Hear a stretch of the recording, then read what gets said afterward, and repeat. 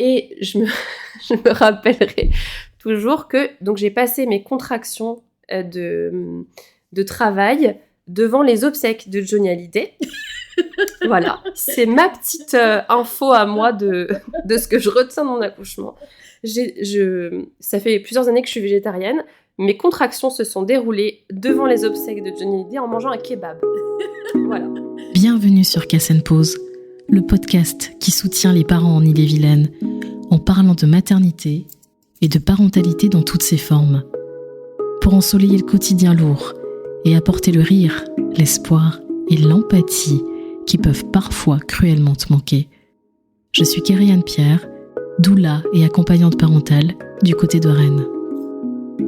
Casse & Pause, ça vient du créole mauricien et ça veut aussi dire quelque chose en breton. Ici, tu vas te relaxer, en créole mauricien, et t'envoler en parole, en breton donc. Ici, ta parole compte. Elle est importante. Bienvenue sur Casse & Pause.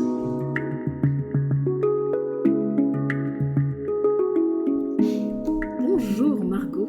Bonjour. Bienvenue sur Casse & Pause. Comme toujours, je suis ravie d'avoir une nouvelle invitée. Je suis ravie que ce soit toi aujourd'hui. On va parler d'un thème super important, je pense, qui était mon thème un peu important dans mon questionnaire, c'est-à-dire grossesse merdique, accouchement magique. Et même si je sais ce que tu vas dire, j'ai hâte de t'entendre aujourd'hui. Margot, est-ce que tu pourrais te présenter et voilà la grossesse que tu as eue? Oui. Donc, je m'appelle Margot, j'ai 34 ans. J'ai été enceinte une première fois en 2016, une deuxième fois en 2016 et une troisième fois en 2017. Les deux premières grossesses n'ont pas été menées à terme et la troisième, oui. Et donc, ça s'est soldé par une petite fille qui a maintenant 7 ans. Et on vit toutes les deux avec... plus avec le papa en question. Moi, maintenant, je suis en couple avec une femme qui a des jumeaux du même âge, parce qu'en fait, nos enfants sont dans la même classe depuis le début. Voilà. C'est vrai que c'est un thème qui me convient bien, parce que je pense que quand tu m'as parlé de ça la première fois, ça a fait tilt, quoi. Je pense que j'étais la bonne personne pour le faire. Ouais. Ouais, c'est assez particulier parce que moi, j'ai jamais imaginé être enceinte parce que l'idée d'avoir quelque chose dans le ventre qui grandit me perturbait beaucoup. Donc, est-ce que psychologiquement ou pas, mon corps s'est préparé à ne pas vouloir de ça? Peut-être. Ce qui expliquerait qu'il y ait eu 2 fausses couches avant d'avoir la grossesse pour Maureen. Mais effectivement, quand j'ai été enceinte, ça a été très compliqué. Je l'ai très mal vécu. Je pense que j'étais pas malheureuse d'être enceinte parce que je savais que je voulais un bébé, mais j'étais pas heureuse, en tout cas. Ouais.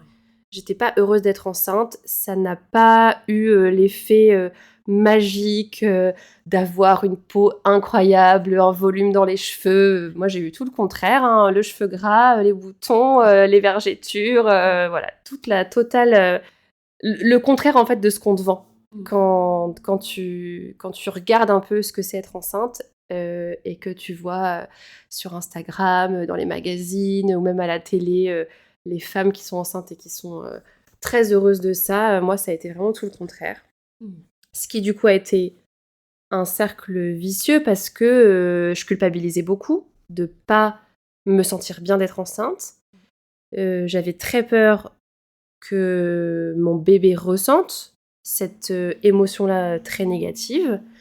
Je me suis dit, elle va avoir l'impression que je veux pas d'elle, elle va... Ouais, je sais pas, c'était assez bizarre comme sentiment.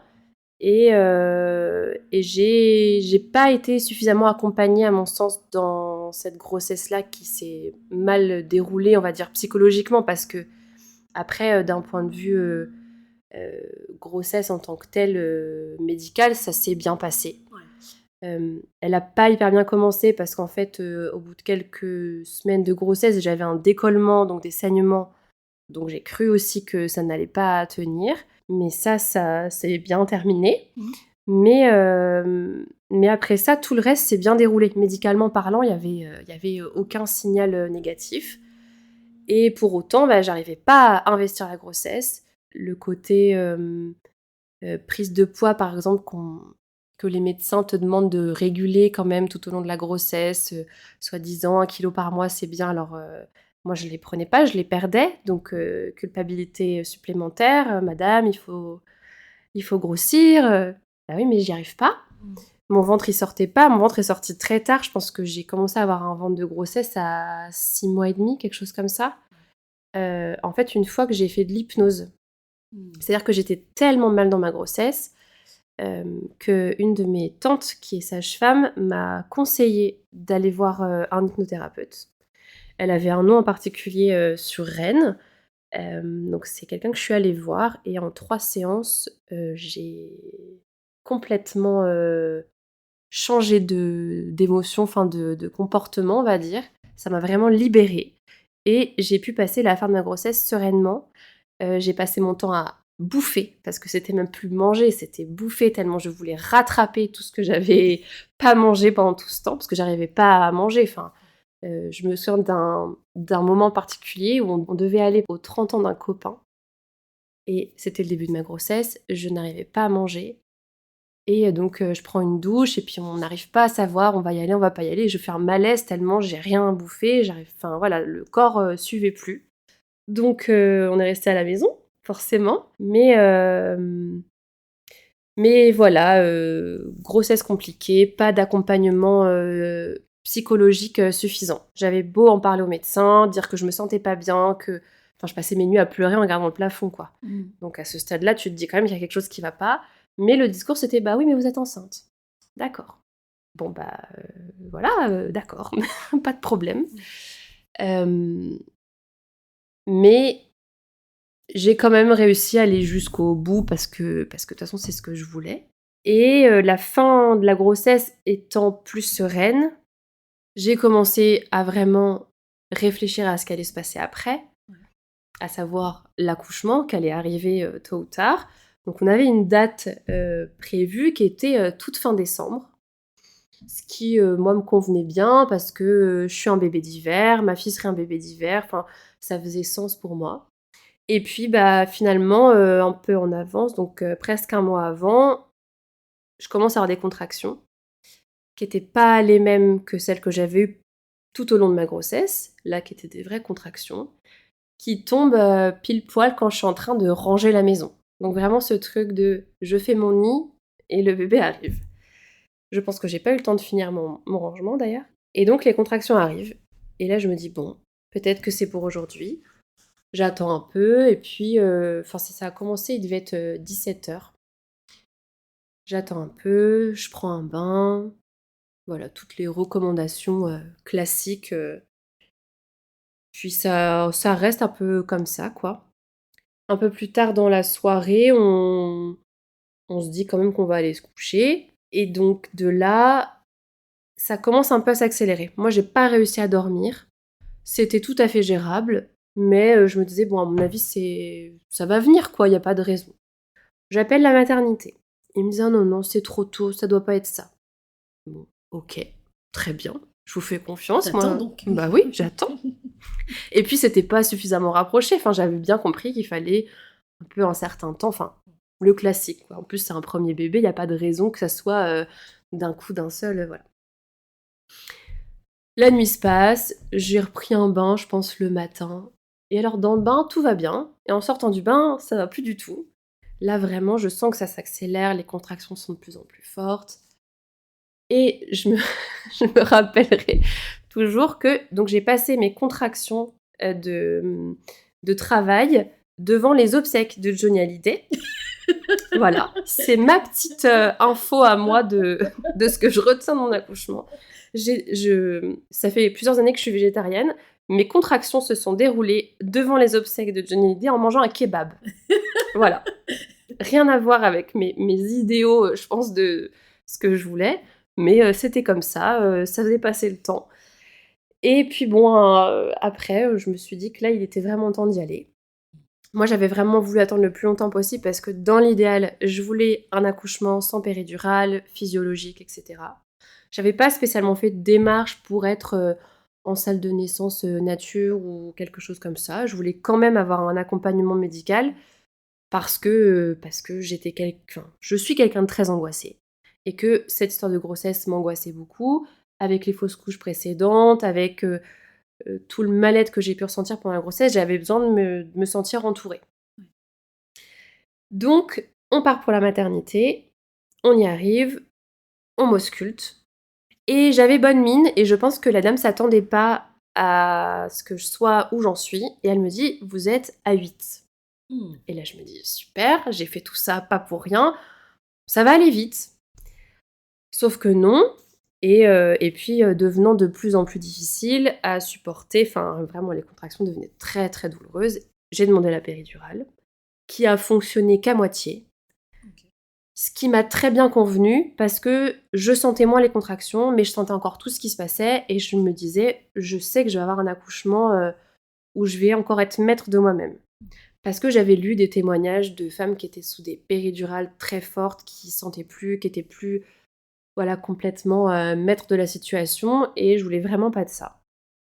Voilà. En plus, quand je suis arrivée à la maternité pour cet accouchement, c'était la sage-femme qui nous avait suivis tout le long. Donc j'étais ravie en plus de voir un visage connu. J'étais super contente. Bon, alors après, le temps faisant, ça a changé d'équipe et donc je me suis retrouvée avec quelqu'un d'autre. Mais tout s'est très bien passé. On a vraiment, vraiment eu des bonnes équipes qui nous accompagnaient. Même si j'ai l'impression que, on a fait l'accouchement à la maternité de la sagesse, j'ai l'impression que c'est assez généralement, les gens sont très contents de ce qu'ils ont vécu là-bas, donc ça correspondait bien. Et l'accouchement a été, on va dire, joyeux. Ça n'a pas été un accouchement, du coup, dans la douleur, parce qu'une fois que j'avais la péridurale, vraiment, c'était nickel, je me sentais bien. J'ai pu rester assise, j'ai pu accoucher, j'avais demandé à essayer d'accoucher sur le côté, chose qu'on m'a accordée. Et tout s'est très bien passé. J'ai pas eu de désagréments d'accouchement, de type épisiotomie ou grosse déchirure ou quoi. J'ai pas eu ça, même si l'après est très douloureux quand même. Mais voilà, j'ai eu un accouchement. On se faisait des blagues en fait. On se faisait des blagues entre nous, on se faisait des blagues avec la puéricultrice, on se faisait des blagues avec la sage-femme. Enfin, c'était vraiment joyeux, on rigolait. Il y avait... je trouvais qu'il n'y avait pas de... Il n'y avait pas de crainte, quoi. Et moi, toutes les craintes que j'avais pu avoir pendant la grossesse étaient effacées. Rien ne pouvait ternir l'objectif que j'avais, à savoir, je veux mon bébé, quoi. Ouais. Et là, je sais... l'accouchement ne me faisait pas peur parce que je savais que la finalité, c'est j'aurai mon bébé. D'une manière ou d'une autre, j'aurai mon bébé. Même si on m'avait dit, il faut une césarienne en urgence.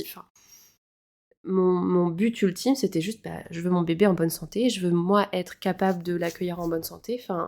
Tout le reste n'est qu'accessoire finalement. Ouais. Et j'avais une grande conscience de ça parce que je pense pendant mes cours de préparation à l'accouchement aussi, la sage-femme que je voyais à ce moment-là disait, alors effectivement, les plans de naissance, c'est très bien, mais il faut être capable de lâcher prise, parce que des fois, ça se passe pas du tout comme on a imaginé. Et effectivement, ça s'est pas du tout passé comme j'avais imaginé le vouloir à tout prix, mais ce qui s'est passé m'a totalement convenu. Et je pense que c'est ça que j'en retiens maintenant. Effectivement, il y avait un projet idéal, et en fait, la réalité, c'est que c'est pas forcément possible de réunir tout. Et ce qui rend un peu ce côté un peu magique finalement, puisque une grossesse, on s'imagine parfois que ça va être magnifique, etc. Et là, en l'occurrence, elle l'était pas du tout. Elle était même assez déprimante, tu le disais, on avait échangé en amont. Et là, finalement, arriver avec une finalité, c'est que ta fille aille bien, que tu ailles bien aussi, et qu'elle soit là. Oui. Moi, c'est presque... ça a un peu réparé. Alors autant, j'ai une façon de voir la grossesse, c'est-à-dire que là, si demain tu me dis, il faut refaire un bébé, il faut être enceinte, non. Je l'envisage pas du tout. Ça a été un peu traumatique, quoi. Mais, en tout cas pour Maureen, l'accouchement, son arrivée, a bouclé. à boucler cette espèce de truc désagréable que je voulais pas. Moi, ce que je voulais, c'était avoir un enfant. Mais alors, la partie enceinte, non. Et pour autant, j'adore voir mes copines enceintes rayonnantes. Je suis très contente pour elles parce que je souhaite à personne d'avoir des grossesses pourries. Enfin, je vois pas l'intérêt. Hein. Si ça peut bien se vivre, tant mieux. Mais à refaire, non. Faut trouver une autre solution. C'est pas forcément possible, mais voilà, c'est... Ouais. La grossesse, non. Pas pour moi. Il y a quelque chose d'assez étonnant en plus sur la date de naissance de ta fille, il me Oui, semble. oui. Moi, mes chiffres de date de naissance, ça fait 17, 12, 9, 0. Et elle, ça fait 09, 12, 17. Donc, elle est arrivée en avance, je pense, pour une bonne raison. Enfin, il y avait sûrement quelque chose aussi à réparer par rapport aux fausses couches précédentes, quoi. Bienvenue à Maureen, du coup. C'est ça, tout à fait. Bienvenue à Maureen. Oui, par contre, son arrivée, enfin, le moment où tu découvres ton bébé, bah, après ça, c'est pareil, après avoir lu plusieurs témoignages sur ça, c'est que autant ça peut être très animal, et donc tu sais que c'est ton petit et t'en décroches pas, autant je sais que pour certaines, c'est pas forcément la même chose. Moi, j'ai vraiment eu ce truc-là, quoi. Le truc de... Alors, même si t'aimes déjà ton bébé avant, pendant la grossesse, quand tu le découvres, moi, ça a été une révélation, quoi. Je pense, je suis loin d'être une mère parfaite et idéale. Ça n'existe pas. Ça n'existe pas. Mais j'étais faite pour ça. Je sais qu'une partie de moi était faite pour être maman. Et je suis très contente de la fille, de l'enfant qui m'a été attribuée par la grande loterie des bébés. Mais je suis très, très contente. Et j'espère qu'elle aussi, d'ailleurs. Faudra lui demander, mais... Je crois. Tu ne souhaites personne. Donc elle le dit souvent, t'es la meilleure maman du monde. Je dis, alors peut-être pas, mais pour toi sûrement, et c'est le principal. Et quand même pour finir sur la grossesse compliquée, je pense que ce qui m'a quand même permis de tenir, c'est les gens que j'avais autour de moi. Pas forcément le corps médical, en tout cas les médecins n'ont pas entendu les appels du pied comme quoi ça n'allait pas. Par contre, à la clinique où j'ai été suivie, les sages-femmes ont été super parce que on m'a régulièrement proposé des accompagnements supplémentaires, donc de l'acupuncture par exemple, pour essayer d'évacuer un peu le stress et la morosité qui m'animait tous les jours. Et mon entourage proche a été super. Donc mon compagnon de l'époque a été incroyable parce que d'une patience sans faille, alors que je pense que c'est pas moi qui était difficile à vivre, mais mon état était très difficile à vivre pour moi, mais pour lui aussi. Parce que voilà, quand tu passes ton temps à pleurer en regardant le plafond, forcément, je pense que pour l'autre, ça doit pas être évident. Et puis, j'avais la chance aussi d'avoir mes parents qui se sont beaucoup occupés de moi. J'avais presque ce sentiment de seconde naissance. Je sais pas comment expliquer ça, mais de redevenir une petite fille un peu et d'avoir besoin d'être choyée, de retourner dans un cocon très protecteur. Donc je suis beaucoup retournée chez mes parents pendant ma grossesse parce que mon conjoint, lui, travaillait beaucoup et donc n'avait pas forcément la possibilité d'apporter toute l'attention dont moi j'avais besoin à ce moment-là. J'étais très, très petite fille blessée quoi, à ce moment-là. Et j'ai eu la chance que mes parents soient dispo pour s'occuper de moi de leur mieux, pour me faire des petits encas quand j'étais capable d'avaler quelque chose, pour même juste faire des massages, juste m'écouter pleurer, enfin toutes ces choses-là qui m'ont permis vraiment, je pense quand même de garder un tout petit peu la tête hors de l'eau, malgré la difficulté de mon état, quoi. Ouais.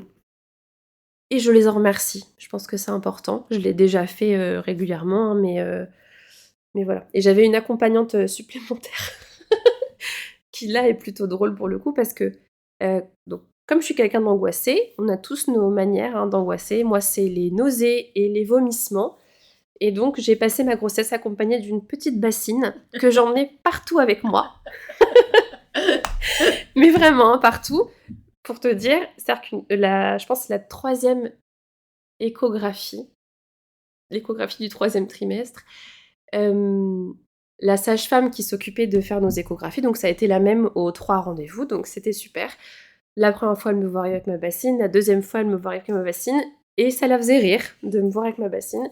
Et la 3e fois, elle m'a remerciée de venir avec ma bassine, tout en s'excusant du retard qu'il y avait sur le rendez-vous, parce qu'une patiente avait vomi dans la salle d'échographie et qu'il avait donc fallu tout nettoyer. Voilà, ma petite bassine était très utile. Elle m'a pas beaucoup servi finalement, c'était plus un support pour me dire au moins j'enquiquine pas tout le monde si ça se passe mal. Mais voilà, elle aussi je l'ai beaucoup remerciée à la fin. Merci, c'était sympa, t'étais là, mais j'ai plus besoin de toi, quoi, on passe à autre chose. Tu l'as mis au placard peut-être ou là, Ouais, je l'ai jeté. Tu l'as jeté. Ah ouais, je l'ai jeté, je voulais plus. Même si je suis encore angoissée et que c'est encore les mêmes problèmes, mais alors celle-ci, c'est bon, c'était terminé. C'était une en particulier, je ne voulais plus la voir. De grossesse. Exactement, terminé. Après la grossesse, on va dire que après l'accouchement finalement, tous ces symptômes-là de mal-être ont disparu, mais littéralement disparu. C'est-à-dire que ça n'existait plus. Mon début de vie de jeune maman a été un peu compliqué parce que j'ai eu beaucoup de mal à mettre mon allaitement en place. Donc, chute d'hormones aidant, j'ai passé 1 semaine à la maternité à pleurer, parce que du coup, ils voulaient pas nous laisser sortir tant que Maureen n'avait pas repris de poids, ce qui en soi me convenait, mais on voulait un peu me forcer à lui donner un biberon, et j'étais pas d'accord avec ça. Donc il a fallu être patient, mais ça s'est fait. Et puis après, je pense qu'on est beaucoup dans ce cas-là, mais t'existes plus. Toi, maman, t'existes plus. Ton bébé est arrivé. Et il n'y a plus que lui qui compte.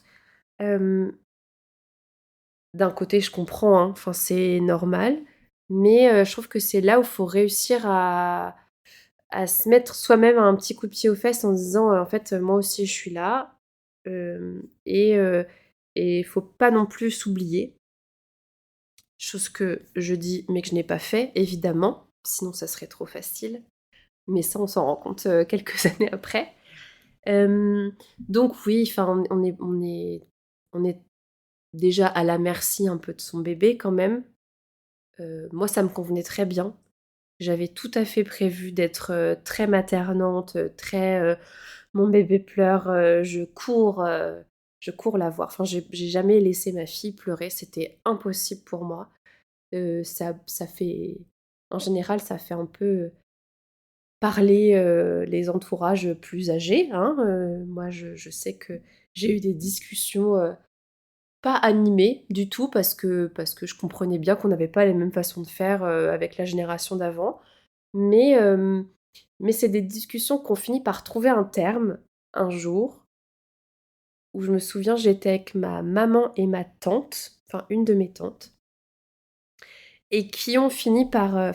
donc ma tante a aussi 2 filles qui elles-mêmes ont eu des enfants et qui étaient, je pense, un peu aussi dans cette dynamique d'être très maternante, très près de leur enfant. Et donc une fois, donc ma maman et ma tante m'ont dit « Ah, si on avait su, peut-être qu'on aurait fait comme vous. » Alors là, ça c'est gagné. Parce que c'est quand même pas évident d'avoir ce genre de retournement de discours. Et là où j'avais l'impression pendant longtemps de passer un peu pour une extrémiste, tu vois, de la maternité bienveillante, etc. Et ben là tu te dis, ah en fait peut-être que voilà, je le fais finalement bien pour que ça paraisse légitime aux yeux des anciens. Même si ancien c'est pas forcément le terme, mais je sais pas, il y a un espèce de saut de génération qui s'est passé. Parce que je me souviens qu'en discutant avec ma grand-mère, pour le coup, ma grand-mère, elle a allaité pendant, je sais pas, 2 ou 3 ans. Et pour elle, c'était normal d'allaiter son bébé aussi longtemps.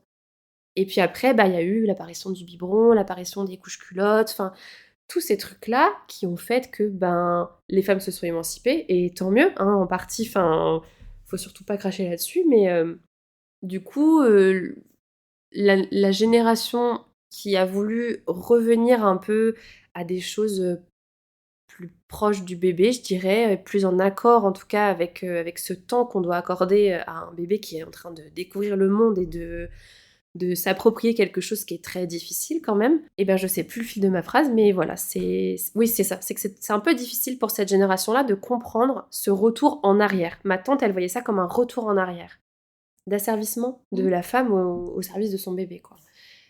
Sauf que, c'est ce dont je t'avais parlé la dernière fois, pour moi, allaiter, ça a été juste, dans mon sens, un gain de temps et d'argent inestimable. Ouais. Parce que quand tu vois le prix d'un pot de lait, après, petit disclaimer, si vous n'allaitez pas, vous faites bien ce que vous voulez, c'est pas mon problème, mais pour moi, j'ai trouvé ça extrêmement pratique. Sortir un nichon et y coller ton bébé plutôt qu'avoir...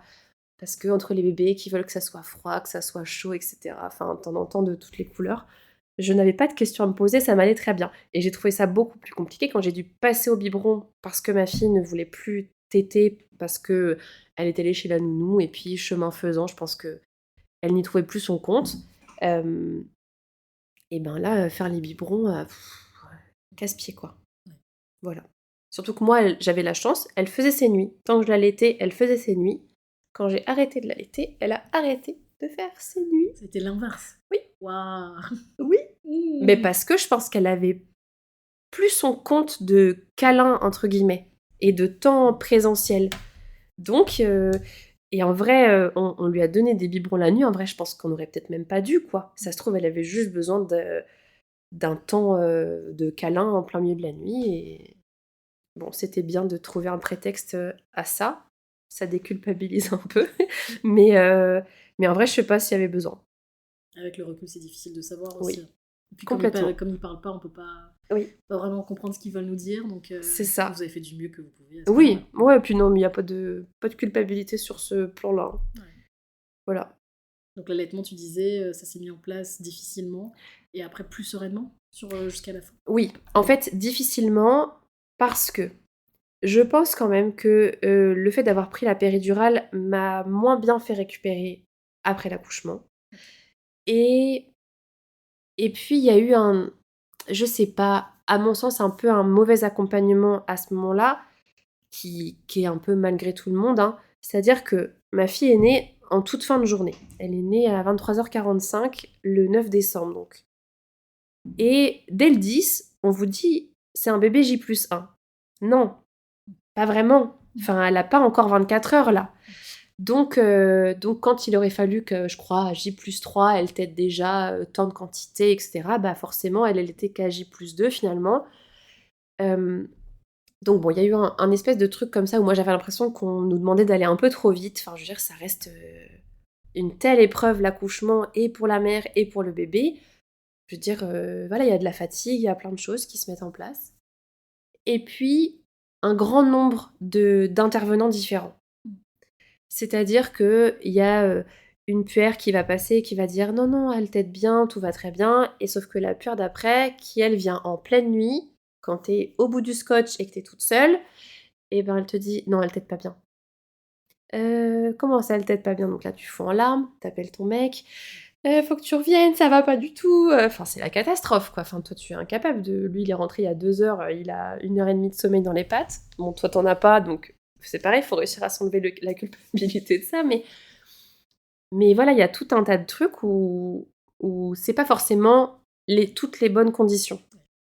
Moi, j'ai l'expérience d'une copine qui a eu 3 bébés et qui a accouché 3 fois et qui est le jour même rentrée chez elle et qui a des allaitements qui se sont mis en place hyper facilement parce qu'elle était dans un environnement confort, etc.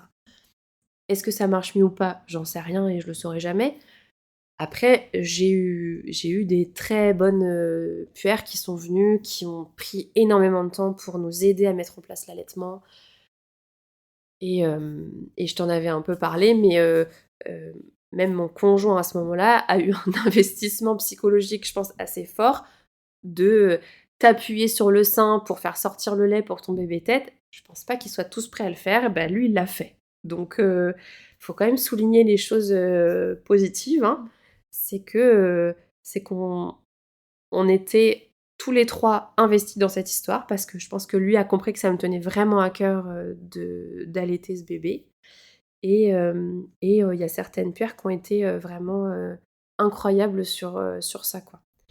Après, une fois qu'on a réussi à mettre en place, je pense qu'on a dû sortir de la matière vraiment au bout d'une semaine. Et donc une fois que ça s'est mis en place, après, ça roulait quoi. Ça roulait vraiment. On a eu, je pense comme, 90% des parents, les coliques, les trucs, classiques de bébé. Donc là, tu remets tout en question à chaque fois de: «Est-ce que tout se passe bien? Est-ce qu'elle mange assez?» Il faut peser le bébé, donc tu files à la pharmacie pour être sûre qu'elle a pris le bon poids et cetera ou à la PMI. Et pareil, à ce moment-là, j'allais à la PMI, à la Bélangeraie. Non, si à la Bélangeraie et elles étaient super. Enfin, au niveau de l'allaitement, elles étaient hyper calées, elles étaient, hyper bienveillantes, à me dire, «Mais même un jour, vous venez faire la tétée ici, on regarde, on est là». Enfin, bon, tu perds un peu toute ta pudeur et ton intimité, mais tu sens que tu as des gens qui sont là pour t'aider. Je pense que ça va te parler, mais moi, cette idée de créer un village autour de soi quand t'es maman, je trouve ça hyper vrai, hyper sensé et hyper important. Je pense qu'il y a plein de femmes qui n'arrivent pas encore à s'imaginer ça, à se dire qu'il faut réussir à déléguer, qu'il faut réussir à demander de l'aide, parce que, en fait, bah oui, mais nos mères, elles ont réussi à faire sans, donc pourquoi nous, on serait pas capables? Bah parce qu'en fait, enfin, c'est plus comme avant, quoi. Faut être capable de le faire. Moi, quand j'ai des copines qui accouchent maintenant, le cadeau que je leur offre, c'est de venir chez elles, de leur faire à bouffer un super repas, de m'occuper du bébé s'il y a besoin de m'occuper du bébé, enfin voilà, juste de donner de la présence. Pas forcément d'amener un cadeau ou quoi. Enfin, en général, ça va avec, ça fait toujours plaisir d'acheter des petits vêtements trop mignons. Mais c'est surtout faire des tâches ménagères, quoi. Enfin, en fait, il y a pas de secret, hein. C'est sûr que t'as pas envie que tes copines, elles viennent passer le balai chez toi, mais quand il y a besoin, il faut le prendre comme ça vient. Tu fais exactement ce que ferait une doula qui travaillerait logistiquement. Voilà. Une doula du postpartum. C'est ça. Mais je le fais gratos. Non, mais pas pour tout le monde, mais c'est vrai il y a des copines pour qui je l'ai fait, et pour elles, c'était, elles me l'ont dit, hein, c'est le meilleur cadeau d'accouchement, quoi. D'avoir, un bon repas, cuisiné, tu vois, autre que tes pâtes au fromage que t'as fait cuire en 2-2 parce que t'avais pas le temps, ben, voilà. Je mets mes compétences et mes appétences au service, des jeunes mamans. Alors, je l'ai pas dit au début, mais là, je peux le dire, enfin. Du coup, tu peux le dire. Je peux le dire. Margot, c'est l'autre associée de Laurent qu'on a écouté, donc il y a 2 épisodes de ça, parce que là, on l'enregistre plus tôt, évidemment. Donc, moi, je connais aussi Margot depuis 3 ans maintenant aussi, et elle fait des plats extraordinaires aux voisines. C'est délicieux à chaque fois. Et tu étais avant à l'Enchanté. C'est ça. Je pense que les Rennaises ou les Rennais qui nous entendront, si vous êtes déjà passé par les voisines ou en tout cas l'Enchanté, vous avez eu la chance de goûter ce que Margot fait. Donc tes copines ont eu de la chance. Ouais, après, moi j'ai tendance à dire quand même, quand je parle de moi et de mon activité, que je séduis les gens par le ventre, parce que je pense que c'est la meilleure façon de faire. Il y a pas... Je les séduis comme ça et je les garde comme ça aussi. Tu vois, c'est une très bonne technique, elle fonctionne très bien. Ok. Ouais. Et pour continuer du coup sur ce sujet de nourriture, après l'accouchement, allaitement difficile à mettre en place. Et là où j'avais pas réussi à prendre de poids pendant la grossesse, moi je l'ai pris après, parce que mon corps s'est dit, tu allaites, tu dépenses une énergie folle, il va falloir que tu fasses du stock. Donc je pense que j'ai pris 15 kilos après ma grossesse, les 15 kilos que j'avais pas pris pendant finalement. Chose que là, pareil, les médecins te font culpabiliser parce que c'est pas normal, hein, évidemment. Donc voilà, moi l'expérience de la grossesse merdique, pour le coup c'était vraiment ça, on va dire que le mot d'ordre c'était culpabilité, mais dans tous les sens, quoi. C'est-à-dire que il faut pas vous apitoyer sur votre sort, il faut prendre du poids, il faut pas faire ci, il faut pas faire ça, ou au contraire il faut faire les choses comme nous on a décidé qu'une grossesse devait se passer. Donc, je dirais, si juste je peux me permettre un conseil pour celles qui vont passer par la case grossesse, n'écoutez pas trop ce qu'on vous dit, faites-vous confiance, et en fait, c'est valable même pour après, pour tout ce qui concerne le bébé, quoi. Faites-vous confiance.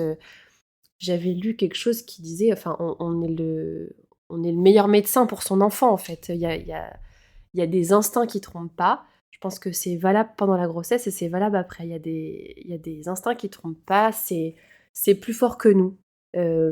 On sait quand l'enfant va pas bien, on le sait. Moi, je me rappelle, Maureen, elle a fait une grippe. Elle devait avoir 9 mois, Minette. C'était un peu compliqué, quoi. Et quand t'appelles SOS médecin en plein milieu de la nuit pour leur dire que ton bébé il a 42 fièvres et au début ils sont pas trop sûrs, puis en fait ils finissent par venir, et heureusement, alors même si ça n'a rien changé à la choucroute, hein, mais voilà, je pense qu'on savait au fond de nous que ça n'allait pas. Et si tu pensais là du coup c'est des coups de messages un peu conseils, et est-ce que tu as des messages coups de gueule peut-être? Coup de gueule, c'est difficile à dire, mais en fait, dans le même sens, écoutez-vous, et je pense insister auprès des médecins et des accompagnants, du corps médical pour quand vous avez besoin de quelque chose, que ça soit parler, vous faire accompagner, parce que une grossesse qui se passe bien médicalement, c'est super, hein, c'est le principal, j'ai envie de dire, mais si psychologiquement ça va pas et qu'on n'est pas accompagné, je pense que ça peut être difficile à digérer après. Moi, je pense qu'il y a beaucoup de mal à comprendre en fait ce qui m'était arrivé, parce qu'on entend beaucoup parler de la dépression postpartum. Moi, je pense que c'était plutôt prépartum, et c'est un peu compliqué à comprendre, à accepter. Parce que comme je disais, la grossesse, ça doit être super. Et en fait, c'est pas le cas pour tout le monde. Merci beaucoup Margot de ce partage. Et merci beaucoup, et j'espère que ça vous aura plu. Ouais. À bientôt. À bientôt.